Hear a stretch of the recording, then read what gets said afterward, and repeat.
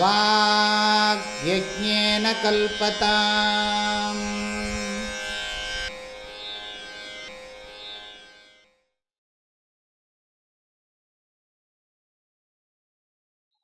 தமாராத்ய குரும் பக்த்யா பிரஹ்வः பிரஸ்ரயசேவனைः பிரசன்னம் தமனுப்ராப்ய ப்ருச்சேத் ஞாதவ்யமாத்மனः. தமாராத்ய குரும் பக்த்யா பிரஹ்வः பிரஸ்ரயசேவனைः பிரசன்னம் தமனுப்ராப்ய ப்ருச்சேத் ஞாதவ்யமாத்மனः.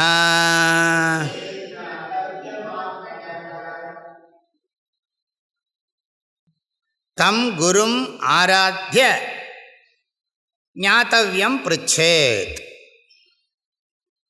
அந்த குருவை வழிபாடு செய்து அறிய வேண்டியதை கேட்க வேண்டும். தம் குரும், அந்த குருவை. எந்த குருவை? இதுவரைக்கும் சொல்லப்பட்ட லட்சணங்கள்லாம் குரு யாருன்னு கண்டுபிடிக்க தெரியலேன்னு சொல்லக்கூடாது. இந்த லட்சணங்கள்லாம் இருக்கான்னு அப்ளை பண்ணி பாருங்க. நிறைய பேர் ஒருத்தருக்கும் குருவை ஏற்றுக்கிற குருவா யார் குரு அப்படின்னு கேட்குறதுலேயே குழப்பம் இருக்குது. இந்த குணங்கள்லாம் யாருக்கு இருக்குதுன்னு பாருங்க. அதை வச்சு தான் அவரை குருவாக இது பண்ணிக்க முடியும். நம்ம ஒருத்தரை குருவாக ஏற்றுக்கிறதுனால நாம் ஒன்றும் பெரிய ஆள் இல்லை. ஒருத்தரை குருவாக ஏற்றுக்காததுனால அவர் ஒன்றும் குறைஞ்சும் போயிட மாட்டார். நிறைய நினச்சிக்கிறாங்க, அந்த குருவெல்லாம் எனக்கு வேண்டாம் அப்படிங்கிறான். இவனும் பெரிய அகங்காரம் பிடிச்சி பேசுகிறான். இன்னும் இவருக்கு என்ன சர்வஜன் மாதிரி ரொம்ப வருஷம் படிச்சுட்டு நம்மள்டே சொல்கிறான், நான் உங்களை மனசால குருவாக வச்சுருக்கேங்கிறான். இன்னும் நிறைய பாடம் சொல்லி கொடுத்துட்டுருக்கேன், நீங்கள் எனக்கு மானசீக குருன்னா. நேர்லேயே பாடம் கேட்டுவிட்டு மானசீக குருன்னா அப்போ நிஜமான குரு யார்? மானசீக அம்மா உண்டோ? மானசீக அப்பா? எனக்கு நீங்கள் மனசால அப்பா, மனசால அம்மா அப்படின்னு யாரையா சொல்ல முடியுமா? அது என்ன அர்த்தம்னே புரியுறது, எந்த புஸ்தகத்தில் இருக்குன்னு தெரியல. ஆக மானசீக குரு அப்படிலாம் கிடையாது. ஏதோ புஸ்தகத்தை படிச்சிருப்பாங்க, அவங்களோட கேட்டிருப்பாங்க, நேரில் பார்த்துருக்க மாட்டாங்க. அதுக்காக அப்படி சொல்கிறது. குருன்னா பாடம் கேட்குறது தான். மானசீக குருங்கிறதுக்கெல்லாம் எனக்கு தெரிஞ்ச பிரமாணம் இருக்கிறதா தெரியலை. இல்லை காலப்போக்கில் அப்படி சொல்லுங்க. ஏன்னா உங்களை நான் குருவாக இல்லை, எனக்கு வேறு குரு, அப்புறம் வேறு யாராவது குருவாக வச்சுக்கோயேன், என்ன குறைஞ்சி போச்சு? என்ன நீ வேறு யாரும் குரு வச்சுட்டா எனக்கு துக்கம் வந்துவிட போகிறதா என்ன? இப்படிலாம் அதுக்கு சில குருமார்களுக்கு வேறு எந்த ப்ராப்ளம் இருக்குது. நம்மளை நான் என்ன குருவாகவே ஏற்றுக்கல பாருங்க சுவாமியிலன்னா, அது ஏன் நீ ஏன் கவலைப்படுறேன்னா? அது அவன் ப்ராப்ளம், உமக்கு ஏன் அப்படின்னா அப்போ உமக்கும் ப்ராப்ளம் இருக்குதுன்னு அர்த்தமாக இருக்குது. எல்லாம் சாஸ்திரம் சரியாக புரியாதனால வர்ற ப்ராப்ளம். தம் குரும், அந்த குருவை ஆராத்ய. ஆராத்யன்னா என்ன அர்த்தம்? நன்றாக வணங்கி. எப்படி வணங்கணும்னா பக்தியா ஆராத்ய, பக்தியோட. பக்தின்னா என்ன அர்த்தம்? அனுராகான்னு சொல்கிறார். வணங்கத்தக்கவர்களை வணங்க வேண்டும் என்கின்ற பேரார்வம். அனுராகன்னா சாஸ்திரத்தில் காதல்னு தான் அர்த்தம். தமிழில் சொல்லணும்னா குருவின் மீது காதல் கொண்டு பூர்ணமான பக்தி. பூஜ்யேஷு அனுராகா, பூஜிக்க தகுந்தவர்களிடத்தில் மனம் முழுமையான பக்தி, முழுமையான பேரன்பு. அந்த முழுமையான பேரன்பை வெளிப்படுத்துறதுக்கு என்ன சாதனம்னா பிரஹ்வ பிரஸ்ரய சேவனைஹி பக்தியா ஆராத்ய. பிரஹ்வான்னு சொன்னால் என்னென்னா எப்போவுமே வணங்கின சரீரம், கை கூப்பின்ண்டே இருக்கணுமா குருவுக்கு முன்னால். இப்படிலாம் வச்சுக்கிறாங்க பாருங்க. இப்படி பாவனையோடு வச்சுட்டு பேசுகிற எச்சையெல்லாம் தெரிக்கப்படாது. இப்படி பண்ணுறோம் இல்லையா, அதுதான் பிரஹ்வீபாவா. பிரஹ்வஹா அப்படின்னு சொன்னால் இப்படி இருக்கணும்.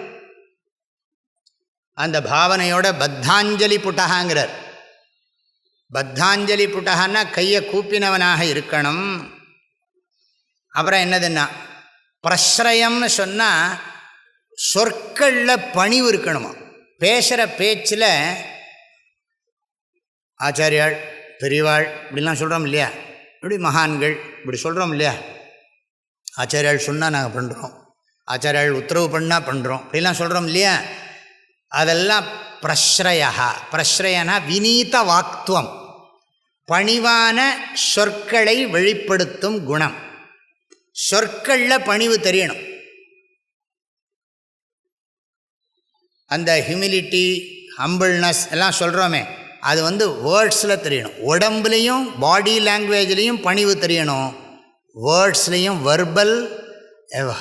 வெர்பல் ஹம்பிள்னஸ், ஹியூமிலிட்டி அதுலேயும் இருக்கணும். சேவனைகின்னா நமஸ்காரம் பண்ணுறது. அது வளைந்த உடம்பு. எது? பிரஹ்வஹா. ரொம்ப நிமிரப்படாது. பிரஹ்வனா வளைந்த உடம்பு, கைகூப்பிய நிலை, பணிவு கலந்த பணிவோடு கூடிய சொற்கள். பணிவுடையன் இன்சொலனாதல் அப்படின்னு வள்ளுவர் சொன்ன மாதிரி பணிவோடு பேசுறது, நமஸ்காரம் பண்ணுறது. முதல்ல நமஸ்காரம் பண்ணிவிட்டு பேச ஆரம்பிப்பான். பழையபடி நமஸ்காரம் பண்ணிவிட்டு போயிட்டு வரேன்ட்டு போ. எல்லாம் சம்பிரதாயம். பிரஹ்வ பிரஸ்ரய சேவனை. இதெல்லாம் பண்ணதுக்கு பிறகு அவரும் பிரசன்னமாக இருக்கணும். பிரசன்னம் தம் அனுப்பிராப்பிய. அதுக்கப்புறம் அவரும் கொஞ்சம் பிரசன்னமாக, வேறு ரொம்ப பிஸியாக இருக்காருன்னு வச்சுக்கோங்களேன். நிறைய நமக்கு அப்படி தான் வரும். நம்ம உட்காந்து ஏதோ பிஸியாக எழுந்துப்போம், யார்கிட்டயோ பேஷண்ட் இருப்போம். நடுப்புற ஒருத்தர் சுவாமிஜி சுவாமிஜி சுவாமிஜின்னா நமக்கு என்னவோ பண்ணோம். இதை பண்ணுறதா அதை பண்ணுறதா தெரியாது, முழிப்போம். அதாவது எனக்கு நீங்கள் ஆன்சர் பண்ணிவிட்டு அர்த்தத்தெல்லாம் பாருங்கன்னு அர்த்தம். அப்போ என்ன பண்ண முடியும்? இங்கே இருக்கிறவர் என்ன பார்ப்பார், அவரை நான் பார்ப்பேன். கடைசியில் எதுக்கு இம்பார்ட்டன்ஸ் கொடுக்குறது சொல்லி சரி அதை முடிச்சு அனுப்பிச்சிடுவோம். இல்லாட்டி அந்த நச்சு தாங்க அதுன்னு சொல்லி அனுப்பிச்சிடுவோம். நம்ம பிரசன்னமாக இருக்கோமா இல்லையான்னு பார்க்க மாட்டாங்க. நம்ம சும்மா இருக்கிறவோ ஒன்றும் சொல்ல மாட்டாங்க. வேலை பார்த்துட்டு இருக்கிறவோ தான் சொல்லுவாங்க. ஏன்னா அவங்களுக்கு ஞாபகம் வர்றபோது நம்மளுக்கு சொல்லிடணும். நம்ம சும்மா உட்காந்துருக்கோம், அவங்களுக்கு ஞாபகம் வராது. இது ப்ராப்ளம். விவகாரத்தில் பார்த்தா தெரியுது. எனக்கு இது ஞாபகம் இருக்கிற போதே நான் இப்போவே முடிச்சுடணும் அப்படின்னு சொல்லி அவங்களுக்கு அதோட லட்சியம். நமக்கு என்னென்னா இதுக்குன்னு ரெடியாக உட்காந்துருக்கிற போது சொன்னால் எல்லாமே பிளான் பண்ணி தான் பண்ண வேண்டியிருக்கு. இல்லாட்டி இன்னர் ரிலேஷன்ஸ் போயிடுறது, குவைட்டாக பண்ண முடியறதில்லை. பிரசன்னம்னா என்ன அர்த்தம்? அவர் பிரசன்னமாக இருக்கிற போது, பிரசன்னம் பிரசன்னம்னா என்ன அர்த்தம்? ஃப்ரீயாக இருக்கிற ஸ்வ அபிமுகம் பிராப்பிய. அதாவது அவர் எந்த வேலையும் செய்யாமல் இருக்கிற போது, சும்மா உட்காந்துருக்காருன்னு வச்சுக்கோங்க, ஏதோ ஒரு காரியம் முடிச்சுட்டோம். இல்லாட்டி நம்ம கேட்கலாம், எனக்கு கொஞ்சம் நேரம் தர முடியுமா, உங்கள்கிட்ட சில விஷயங்கள்லாம் நான் கேட்கணும்னு நினச்சின்னு இருக்கேன், நீங்கள் எப்போ சொல்கிறீங்களோ அப்போ கேட்குறேன் அப்படின்னு சொல்கிறது. பிரசன்னதான்னு சொன்னால் அவர் சந்தோஷமாக பிரசன்னமாக பேசுறதுக்கு தயாராக இருக்கிற ஒரு நிலை. பிரசன்னமாக இருக்கிற போது, பிரசன்ன வதனம்னு சொல்கிறோம் இல்லையா, மூட பார்த்துண்டுன்னு அர்த்தம். நம்ம பாஷையில் சொல்லணும், மூட பார்த்துண்டு சொல்லணும். நம்ம இங்கேருந்து நம்ம வேறு ஏதோ அவசரமாக ஓடின்னு இருப்பேன், சுவாமிஜி சுவாமிஜி நில்லுங்க நில்லுங்க நில்லுங்க ஒரு நிமிஷம் அப்படின்பா. என்னது அப்படின்னு, நேற்று எங்கள் பேரப்பையன் வந்திருந்தான், என்ன சொன்னான் தெரியுமோ, நான் ஏதோ அவசரமாக ஒரு காரியமாக போயின்னு இருக்கேன், என்ன உங்களை ரொம்ப கேட்டான் தெரியுமோ இல்லையோ அப்படின்னு எத்தையோ சொல்கிறான்னு வச்சுக்கோங்களேன். அப்படியா அப்படின்னு நான் அசட்டு வழியணும். நமக்கு நம்ம வேலை, சரி அப்புறம் வரேன் கோயிலுக்கு வரதை பார்த்துக்கிறேன் அப்படின்னு சொல்கிறோன்னு வச்சுக்கோங்களேன். இல்லை இதை உடனே சொல்லிடணும் போல் இருந்து அதான் கூப்பிட்டு சொல்லிவிட்டேன் அப்படின்னு. நல்லது. அது சிரிக்கவும் முடியாது, சிரிக்காமல் இருக்க முடியாது, ஒரு மாதிரி இருக்கும் வச்சுக்கோங்களேன். நம்ம அவஸ்தையை நான் சொல்கிறேன், அவ்வளோதான். பிரசன்னம் பிரசன்னமாக இருக்கணும். சுவாபிமுகம்ங்கிறார். சுவாபிமுகம் யதா சமய நிர்தேசம் தத் சந்நிதௌ யதாவிதி ஸ்தித்வாங்கிறார். இந்த சமயம் பார்த்து காலம் அறிந்துங்கிறார். பிரசன்னம் தம் காலம் அறிந்து அதுபடி விதிப்படி நின்று கொண்டு ஆத்மனஹா ஞாத்தவ்யம் பிரசன்னம் தம் அனுப்பிராப்பிய. அனுப்பிராப்பியன்னா என்ன அர்த்தம்? அதுதான் சொல்கிறார். பிரசன்னமாக இருக்கிற நேரத்தை பார்த்து, அனுப்பிராப்பியன்னா அணுகின்னு அர்த்தம். பிரசன்னமாக இருக்கின்ற அவரை அணுகி, முறைப்படி அணுகி, மரியாதையாக அணுகி, ஆத்மனஹா தன்னை பற்றி, ஞாத்தவ்யம் அறிய வேண்டியதை, பிருச்சேத் கேட்க வேண்டும். தன்னை பற்றி அறிய வேண்டியதை கேட்க வேண்டும். அது எப்படி கேட்கணும்னு அடுத்த ஸ்லோகத்தில் சொல்கிறார். பக்தியா பிரஹ்வ பிரஸ்ரய சேவனைஹி ஆராத்திய இத்யனேன ஆராதயிதுஹு மனசி வச்சசி காயேச்ச சுத்தத்வ ரூபக் திரிகரண சுத்திஹி உக்தா. திரிகரண சுத்தியோட போகணுமா. அதனால் பிரஹ்வ பிரஸ்ரய சேவனைஹி, பிரஹ்வ பிரஸ்ரய சேவனைஹிங்கிற பதத்தினால காய்க வாச்சிக்க மானசம், மானசம் 3 சுத்தமாக இருக்கணுங்கிறத சொல்லியிருக்கார். 3 கரணங்களும் திரிகரண சுத்தியோட குருவை நமஸ்காரம் பண்ணணும். திரிகரண சுத்தியோட, மனசுத்தியோட, வாக் சுத்தியோட, காய சுத்தியோட குருவை நமஸ்காரம் பண்ணணும் அப்படின்னு குரு உபசதன விதியை உபதேசம் பண்ணியிருக்கிறார். சங்கர பகவத்பாதாச்சாரியர் சாஸ்திரத்தினுடைய உபதேசத்தை, வேதாந்த சாஸ்திரத்தினுடைய உபதேசத்தை ரொம்ப கிரமமாக உபதேசம் பண்ணி கொண்டு வருகிறார். ஆக ஜீவாத்மாவை பரமாத்மாவாக புரிஞ்சுக்கிற ஞானத்தினால்தான் மோக்ஷம் சித்திக்கும் என்பது அத்வைத சித்தாந்த நிச்சயம், தீர்மானம். மோக்ஷா நித்யா சித்தா. மோக்ஷம் சித்தமானது, சாத்தியமல்ல. ஆக சித்தமாக இருக்கிறதுனால சித்தத்துக்கு ஞானந்தான் சாதனம், சாத்தியத்துக்கு ஞானபூர்வக கர்ம சாதனம். மற்ற சித்தாந்தங்கள்ல எல்லாம் பக்தி சாதனமாக இருக்குது மோட்சத்துக்கு, அது சாத்திய ரூபமாக இருக்குது. ஆக பகவானை பற்றி தெரிஞ்சு பகவான்கிட்ட பக்தி பண்ணி பகவானை தியானம் பண்ணி ஏகரூபமோ அநேக ரூபமோ தியானம் பண்ணி ஜென்மாவை, இந்த சரீரத்தை விட்டத்துக்கு பிறகு மோட்சம். அத்வைத சித்தாந்தத்தில் இப்போவே முக்தனாத்தான் இருக்கேன், பத்தத்துவம் கல்பித்தம். ஆகையினால கல்பித்தமாக இருக்கக்கூடிய பந்தத்தை நீக்கணும். அஜ்ஞான நிவர்த்தி தான் தாத்பரியம். சாஸ்திரம் ஸ்வரூபத்தை ஞாபகப்படுத்துறது, இதைத்தான் ஞானம்ங்கிறோம். ஞாபகப்படுத்துறதுனா அறிவிக்கிறது. அப்படி அறிவிக்கிறது மாத்திரம், அறிவிக்கிற போதே என்ன ஆகிறதுனா அகம் ஜீவகாங்கிற புத்தி போயிடுது. அகம் பிரம்மங்கிறத சாஸ்திரம் தத்துவமசின்னு அறிவிக்கிறது.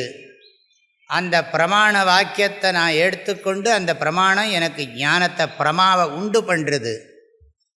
அதனால எனக்கு ஜீவத்துவ புத்தி நிவர்த்தி ஆயிடுது. ஆக இது குரு உபதேசத்து மூலமாக தான் பண்ண முடியும். அதுக்கு வேண்டி சாதன சதுஷ்டய சம்பத்தி, ஏன்னா அது ஏற்கனவே சொல்லிவிட்டார், முமுட்சுத்துவத்தில் சொல்லியிருக்கார். அகங்காராதி தேகாந்தான் பந்தான் அஜ்ஞான கல்பித்தான் ஸ்வஸ்வரூப அவபோதேன மோக்துமிச்சா முமுக்ஷுதா ஆத்மைக்கிய போதேன வினா விமுக்தி ந சித்தியதி பிரம்ம சதாந்தரேபி அதோ விமுக்தியை பிரயத்தேத வித்வான் சந்நியஸ்த பாஹ்யார்த்த சுகஸ்பிருஷன் சந்நியஸ்த பாஹ்யார்த்த சுகஸ்பிருஹசன். 8வது ஸ்லோகம். சந்தம் மகாந்தம் சமுபேத்ய தேசிகம் தேனோபதிஷ்டார்த்த சமீஹிதாத்மா. எல்லாம் மறக்கக்கூடாது. அதோ விமுக்தியை பிரயத்தேத வித்வான். அதனால் நிறைய சொன்னார், அங்கெல்லாம் நிறைய சொல்லியிருக்கார். யத்யதாம் பண்டிதைர் தீரைஹி ஆத்மாபியாச உபஸ்திதைஹி. 10வது ஸ்லோகம்.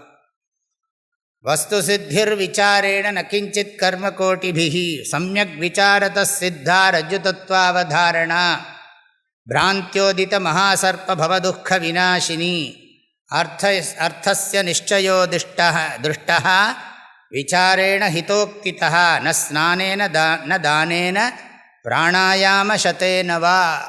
எல்லாம் மறக்கக்கூடாது. அப்புறம் அதிகாரித்துவம் சொல்லப்பட்டது. கண்டிப்பாக விசாரம்தான் பண்ணணும். விசாரத்துக்கு யோக்கியத்தை வேணும். யோக்கியத்தை எப்படிப்பட்ட யோக்கியத்தையெல்லாம் வேணும்னு சொல்லியாச்சு. சிஷ்யனுக்கு வேண்டிய தகுதி, இன்னொரு கோணத்தில் பார்த்தா சிஷ்ய லக்ஷணம், அப்புறம் குருவோட லக்ஷணம் சொல்லியாச்சு. இப்போ குருவை அணுகியாச்சு. குருவை அணுகினத்துக்கு பிறகு தமாராத்திய குரும் பக்தியா பிரஹ்வ பிரஸ்ரய சேவனைஹி. அதெல்லாம் பண்ணிகிட்டு இருக்கணும். கொஞ்ச நாளைக்கு நமஸ்காரம் பண்ணுறது, சேவை பண்ணுறது, எல்லாம் பண்ணுறது, பணிவாக பேசுறது, இதெல்லாம் கொஞ்ச நாளைக்கு நடக்கணும். அதுக்கப்புறம் தன்னுடைய சேவைகளாலும் தன்னுடைய பணிவான பேச்சுக்களாலும் வணக்கத்தை வெளிப்படுத்துவதாலும் அவருக்கு திருப்தியாகும்படி நடந்து கொண்ட பிறகு, என்னப்பா என்ன கேட்கணும்னு நினைக்கிறேன் அப்படின்னு அவரும் கேட்கலாம். ஏன்னா அவனுடைய குணத்தை பரீட்சை பண்ணியாகணும். ஏன்னா நச்சிகேதஸ் அவ்வளோ பரீட்சை பண்ணுறார் யமதர்மராஜா. அவனுக்கு உண்மையிலேயே வைராக்கியம் இருக்கான்னு பார்க்குறார். வைராக்கியம் இல்லாதவனுக்கு உபதேசம் பண்ணுறதுல என்ன பிரயோஜனம்? விழலுக்கு இறைத்த நீர் வீணாதான் போகும். ஆக விவேக வைராக்கியம் இல்லாதவனுக்கு உபதேசம் பண்ணுறது குருவுக்கு விருத்தா கண்டக்ஷோபா. தொண்டை தண்ணி வத்துறது தான் மிச்சம். ஒரு பிரயோஜனமும் ஏற்படாது. ஆகையினால சிஷ்யனை பரீட்சை பண்ணி தான் அவனுக்கு உபதேசம் பண்ணணும். பகவானும் கிருஷ்ணரும் அர்ஜுனனை பரீட்சை பண்ணுறாரு, யுத்தம் பண்ணுங்கிறார். அவன் கேட்டதுக்கு பிறகுதான் அகம் தே சிஷ்யா மாம் சாதி, நான் உன்னுடைய சிஷ்யன் ஆகிட்டேன், எனக்கு உபதேசம் பண்ணு. அவ இப்படி சொன்னதுக்கப்புறமும் இல்லை, அதுக்கப்புறம் சொல்கிறான் என்னால் தாங்க முடியலேங்கிறான். நகி பிரபஷ்யாமி மமாபனோத்யாத் யச்சோகம் உச்சோஷணம் இந்திரியாணாம் அவாப்பிய பூமா வசபத்திர விருத்தம் ராஜ்யம் சுராணாமப்பி சாதிபத்தியம். அவன் பேசாமல் இருந்தான்னு சஞ்சயர் சொல்கிறார். அப்புறம்தான் உபதேசம் ஆரம்பிக்கிறது. ஏவமுக்த்வா ஹிருஷிகேஷம் குடாகேஷ பரந்தப நயோத்ஸ்ய இதி கோவிந்தம் உக்த்வா தூஷ்ணீம் பபூவ. பேசாமல் இருந்தான், அதுக்கப்புறம்தான் அவர் பேச ஆரம்பித்தார். இப்போ இதுலேருந்து நம்ம தெரிஞ்சுக்க வேண்டியது இருக்குது, எப்படி குரு சிஷ்ய சம்வாதம் நிகழ வேண்டும். பிரசன்னமாக இருக்கணும். அவர் பிரசன்னமாக இருக்கிற போது ஆத்மனஹா ஞாத்தவ்யம் பிருச்சேத், தனக்கு எதை அறிந்து கொள்ள வேண்டும் என்ற எண்ணம் இருக்கிறதோ, எல்லாம் நல்ல காரியம், நல்லதுக்கு தான். உண்மையிலேயே குருவுக்கு எதுக்காக சேவை பண்ணுறான்னா மோட்சத்துக்கான ஞானத்தை அவர்கிட்டருந்து சம்பாதிக்கணும். அவர் சொல்லி கொடுத்து தாம் புரிஞ்சுக்கணுங்கிறதுக்காக தான் அவருக்கு சேவை பண்ணுறான். அது ஒன்றும் தவறு கிடையாது. அப்படித்தான் சேவை பண்ணித்தான் ஞானத்தை வாங்கணும்னு இருக்குது. பணத்தை கொடுத்து ஞானத்தை வாங்க முடியாது. தன்னுடைய யோக்கியதையை காட்டித்தான் ஞானத்தை வாங்க முடியும். எனக்கு யோக்கியதை இல்லைன்னா எத்தனை கோடி கொடுத்தாலும் குருவால் உபதேசம் பண்ண முடியாது, பண்ணினாலும் நமக்கு விளங்காது.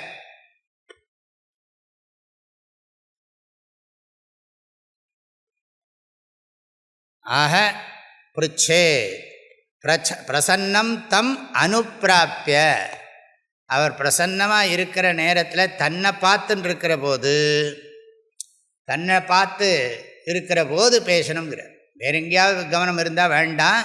தன்னை பார்த்துருக்கிற போது ஏதாவது அவர் தன்னை பற்றி நல்லதுப்பா நல்லா இரு அப்படின்னு ஏதாவது சொல்கிற போது என்கிட்ட ஒரு கேள்வி அப்படி சொல்லிடணுமா. ஏதோ அவர் நம்மளை பார்த்து ஏதோ 2 வார்த்தை சொல்கிறத அதுக்கு சந்தர்ப்பத்தை பார்த்துன்னு இருக்கணும். அவர் அதை சொல்கிற போது உங்கள்கிட்ட எனக்கு கொஞ்சம் படிக்கணும், விஷயங்கள்லாம் கேட்கணும் அப்படின்னு. அதுக்கப்புறம் சரி ததாஸ்து அப்படின்னு சொன்னதுக்கு அப்புறம் கேட்கணும். அதைத்தான் இங்கே அந்த முறையை சொல்கிறார். இதெல்லாம் நம்ம சூத்திரங்களில், ஆபஸ்தம்ப தர்ம சூத்திரங்கள்லாம் நிறைய சொல்லப்பட்டிருக்கு. தமிழ் நூல்கள்லையும் இருக்குது. நன்னூல் போன்ற நூல்களெல்லாம் ஆசிரிய இலக்கணம், மாணவனுடைய இலக்கணம், பாடம் நடப்பதனுடைய இலக்கணம், எல்லா இலக்கணங்களும் சொல்லியிருக்காங்க. அப்புறம் உத்தம குரு, மத்தியம குரு, அதம குரு, உத்தம சிஷ்யன், மத்தியம சிஷ்யன், அதம சிஷ்யன், எல்லாத்துலேயுமே இருக்கு. இதை பற்றி நான் இப்போ இங்கே பேசலை, எல்லாம் இருக்குது. சாதக குரு, போதக குரு அப்படின்லாம் குருவையே பிரிக்கிறாங்க. காரிய குரு, காரண குரு, இப்படி குருவை பற்றி நிறைய இலக்கணங்கள்லாம் சொல்லப்பட்டிருக்கு. எல்லாம் எனக்கு இப்போ ஞாபகத்தில் இல்லை, அத்தனையும் சொல்லலை. இதெல்லாம் இருக்குது, சாஸ்திரத்தில் இருக்குது. விசார சாகரத்தை எடுத்தால் அதில் குரு லக்ஷணமெல்லாம் இருக்குது. குருவுக்கு எப்படி சர்வீஸ் பண்ணணும்னு இருக்குது. வாக்கு அர்ப்பணம் பண்ணுறது, சரீரத்தை அர்ப்பணம் பண்ணுறது, செல்வத்தை அர்ப்பணம் பண்ணுறது, இப்படி விசார சாகரத்தில் 3வது தரங்கத்தில் குரு சிஷ்ய லக்ஷணமே ஒதுக்கப்பட்டிருக்கு. இப்படி பல இதெல்லாம் இருக்கிறது ஞாபகம் வச்சுக்கணும். ஆக திரிகரண சுத்தியோட குருக்கிட்ட இருக்கணும். அப்பத்தான் இந்த ஞானம் வரும், ஞான நிஷ்டை ஏற்படும், நமக்கு ஜென்மாவுடைய பிரயோஜனம் ஏற்படும். இல்லாட்டி ஜென்மா வீணா போயிடும். எப்படி அவர்கிட்ட இது பண்ணணும் அது அழகாக படம் பிடிச்சு காட்டுறார். குருக்கிட்ட எப்படி பேசணுங்கிறத படம் பிடிச்சு காட்டுறார் ஆச்சாரியர். தமாராத்ய குரும் பக்தியா பிரஹ்வஃ பிரஸ்ரய சேவனைஹ பிரசன்னம் தமனு பிராப்ய ப்ருச்சே ஜ்ஞாதவ்யமாத்மனஹ. தமாராத்ய குரும் பக்தியா பிரஹ்வஃ பிரஸ்ரய சேவனைஹ பிரசன்னம் தமனு பிராப்ய ப்ருச்சே ஜ்ஞாதவ்யமாத்மனஹ.